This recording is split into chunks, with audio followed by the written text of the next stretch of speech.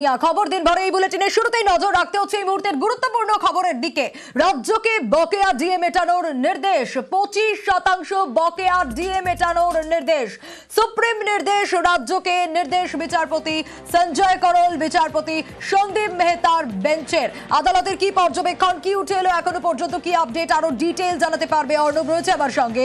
অর্ণব, দেখো, supreme court আজ নির্দেশ দিয়েছে রাজ্য সরকারি কর্মচারীদের যে বকেয়া ডিএ রয়েছে তার 25% আগামী 4 সপ্তাহের মধ্যে মিটিয়ে দিতে হবে। অর্থাৎ 4 সপ্তাহের মধ্যে বকেয়া ডিএ 25% মিটিয়ে দেওয়ার নির্দেশ দেওয়া হয়েছে। অগস্ট মাসে মামলাটি পরবর্তী শুনানির জন্য আসছে এবং অগস্ট মাসে এই মামলাটার ক্ষেত্রে সুপ্রিম কোর্টে এভাবে রাজ্য পৌঁছেছে এসএলপির মাধ্যমে।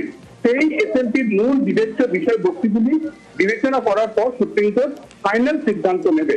অর্থাৎ কলকাতা হাইকোর্ট এবং রাজ্যের স্টেট অ্যাডমিনিস্ট্রেটিভ ট্রাইব্যুনাল এই যে রায় রয়েছে, রায়ের অংশ রয়েছে, সেখানে এটা স্পষ্ট করে বলা হয়েছে যে এক্ষেত্রে ডিএ ন্যায়সঙ্গত অধিকার রাজ্য সরকারি কর্মচারীদের। এবং মে মাস ঠিক 3 বছর আগে 2022 সালে কলকাতা হাইকোর্ট যে রায় দিয়েছিল, এই সময় বিচারপতি হরিশ ট্যান্ডন এবং বিচারপতি রবীন্দ্রনাথ সামন্তের ডিভিশন বেঞ্চ সেই রায় অনুযায়ী মে 2022 অনুযায়ী প্রায় 31% দিয়ে বকেয়া করেছিল রাজ্য সরকারি কর্মচারীদের। এবং এরপরে এই শতাংশের নিরিখে বিষয়টি আরো বেড়েছে।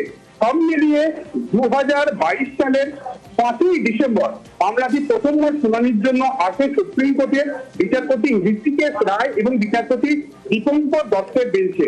এবং সেই সময় বিচারপতি দীপঙ্কর দত্ত মামলা থেকে সরে যাওয়ায় ব্যক্তিগত কারণ দেখিয়ে মামলাটি পরে ডিসেম্বর মাসের 16 তারিখ এবং জানুয়ারি মাসে 2023 শুনানির জন্য আসে। কিন্তু 5ই ডিসেম্বর একটি ইন্টারেস্টিং মুভ দেখা যায়। সেখানে রাজ্যের তরফে হিসেব দিয়ে এই রিভিউ পিটিশন রাজ্য কেন করলো বা রাজ্য কেন এসএলপি দায়ের করলো হাইকোর্টের রায়কে চ্যালেঞ্জ করে, সেখানে রাজ্য হিসেব দিয়ে জানায় প্রায় বকেয়া দিয়ে হাইকোর্টের রায় অনুযায়ী দিতে হলে রাজ্য সরকারকে 41,770 কোটি টাকা বকেয়া দিয়ে রাজ্য সরকারি কর্মচারীদের দিতে হবে। এবং এই হিউজ পরিমাণ টাকা রাজ্যের যদি আর্থিক বোঝা হিসেবে চেপে যায়, সেক্ষেত্রে রাজ্য চালানো রাজ্যের পক্ষে অসুবিধাজনক। এই অবস্থাতেই তাই তারা এই ডিএ মামলাকে সুপ্রিম কোর্টে নিয়ে গেছিলেন। এই 41,770 কোটি টাকা গত 2 বছরে তার অঙ্ক আরো একটু বেড়েছে। কিন্তু বকেয়া হিসেবে সুপ্রিম কোর্টে রাজ্যের দেওয়া হিসেবে যদি ধরে নেওয়া হয়, তার 25% 4 সপ্তাহের মধ্যে দেওয়ার অর্থ প্রায় 10,425 কোটি টাকার কিছু বেশি এই বকেয়া দিয়ে রাজ্য সরকারি কর্মচারীদের 4 সপ্তাহের মধ্যে মিটিয়ে দিতে হবে। বেশ অর্ণব, রাজ্যকে ডিএ বকেয়ার 25% মেটানোর নির্দেশ দিল দেশের শীর্ষ আদালত। বেশ 25% রিলিজ করতে বলেছে supreme court, subject to the result of SL. DA মামলায় এক ধাপ তো আমরা ডেফিনেটলি এগোলাম, কুইকলি আমরা রেসপন্স পেলাম এবং এগোলাম। আগামী দিনে যাতে পুরোটা নিয়ে লড়াই করা যায় এবং আইনি অধিকার যেটা কর্মচারীদের সেটা প্রতিষ্ঠা হয়, সেই লক্ষ্যে আমাদের লড়াই করতে হবে। আর সুপ্রিম কোর্টের এই নির্দেশের পর যৌথ মঞ্চ কিভাবে দেখছে শুনুন। সুপ্রিম কোর্ট কিছুটা হলেও ন্যায় দিল। আজ এই রায়ের ফলে বাংলার লক্ষ লক্ষ সরকারি কর্মচারী এবং অবসরপ্রাপ্ত সরকারি কর্মচারী তারা তাদের জয় হলো। সরকারি কর্মচারী যারা অবসরপ্রাপ্ত তারা ওষুধ কিনতে পারছে না। আমরা আপাতত সামান্য হলেও খুশি। জাজরা বলেছেন 25% আপাতত রিলিজ করুন, যতদিন না এর শুনানি হচ্ছে ততদিন দিয়ে যেতে হবে। আনন্দিত না হলেও দুঃখিত নই, মোটামুটি খুশি আমরা যে আপাতত একটা রিলিফ পাওয়া গেছে। জয়ের জন্য যে লড়াই আমাদের, সেই লড়াইয়ের একটা দিশা আমরা দেখতে পেয়েছি। অপর প্রতিনিধি সোমরাজ রয়েছে আমার সঙ্গে, সোমরাজের কাছ থেকেও বাকিটা জানবো। সোমরাজ, 25% বকেয়া ডিএ মেটানোর নির্দেশ দেওয়া হয়েছে সুপ্রিম কোর্টের তরফ থেকে 4 সপ্তাহের মধ্যে। এক্ষেত্রে কতটা খরচ হবে রাজ্যের, এবং আগে কি ছিল এবং এখন তাহলে আর কত বাকি থাকছে?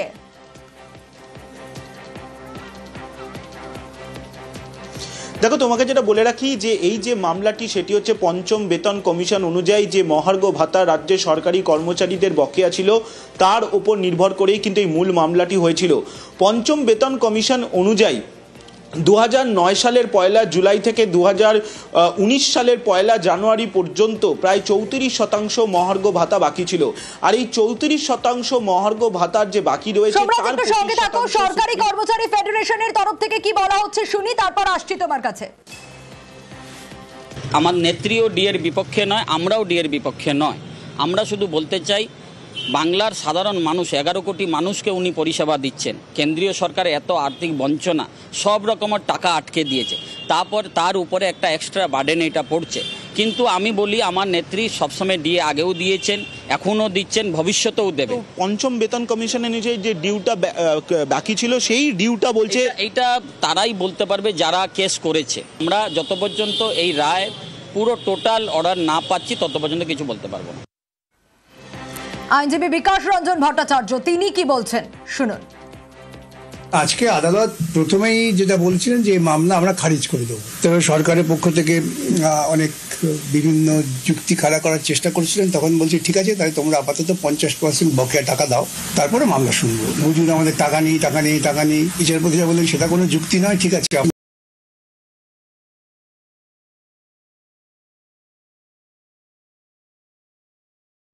সময়সীমা বলা আছে তার মধ্যে দিতে হবে। হাইকোর্টের রায় পর্যন্ত যত ডিএ ছিল, যত বকেয়া ডিএ, তার 25%। আবারও সোমরাজের কাছে যাব। সোমরাজ, তাহলে 2009 থেকে মিলবে বকেয়া, পঞ্চম বেতন কমিশন তুমি যেমনটা বলছিলে সেই অনুযায়ী বকেয়া মিলবে, তাহলে কতটা আর বাকি থাকবে, ফারাক কত থাকবে এবং রাজ্যের কত টাকা খরচ হবে এর জন্য?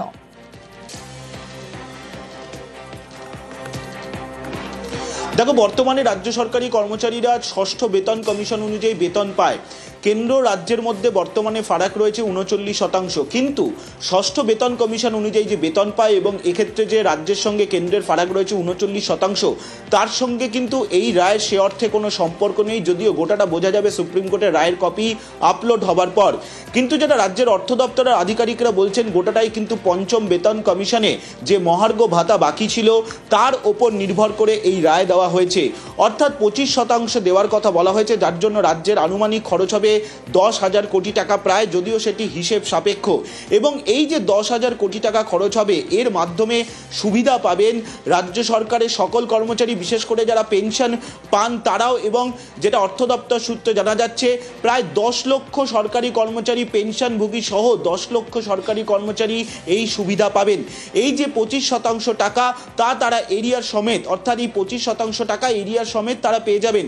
কিন্তু এর সঙ্গে বর্তমান বেতন কাঠামোর কোনো সম্পর্ক নেই, অর্থ দপ্তরের আধিকারিকরা তেমনটাই জানাচ্ছেন। যদিও সুপ্রিম কোর্ট যে আজকে অর্ডার দিয়েছে সেই অর্ডারের কপি আপলোড হওয়ার পরেই গোটা বিষয়টি স্পষ্ট হবে। কিন্তু যেহেতু পঞ্চম বেতন কমিশনের মহার্ঘ ভাতা যে বাকি ছিল তার উপর নির্ভর করে মূল মামলাটি হয়েছিল, তাই এর সঙ্গে ষষ্ঠ বেতন কমিশন অনুযায়ী, অর্থাৎ বর্তমানে রাজ্য সরকারি কর্মচারীরা যে বেতন পান তার সঙ্গে কোনো সম্পর্ক থাকছে না। অর্থাৎ 39% যে বকেয়া রয়েছে কেন্দ্রের সঙ্গে রাজ্যের, সেই বকেয়াই থাকছে। শুধুমাত্র রাজ্য সরকারি কর্মচারীরা এই 25% বকেয়া মহার্ঘ ভাতা এরিয়ার সমেত পেয়ে যাবেন, রাজ্য সরকারি অর্থ দপ্তরের আধিকারিকরা তেমনটাই বলছেন। অর্থাৎ বর্তমানে ষষ্ঠ বেতন কমিশন অনুযায়ী সরকারি কর্মচারীরা যে বেতন পান তার সঙ্গে কিন্তু এই মহার্ঘ ভাতার যে বকেয়া টাকা পাওয়া তার সঙ্গে কোনো সম্পর্ক নেই বলেই দাবি করছেন অর্থ দপ্তরের আধিকারিকরা। বেশ সোমরাজ।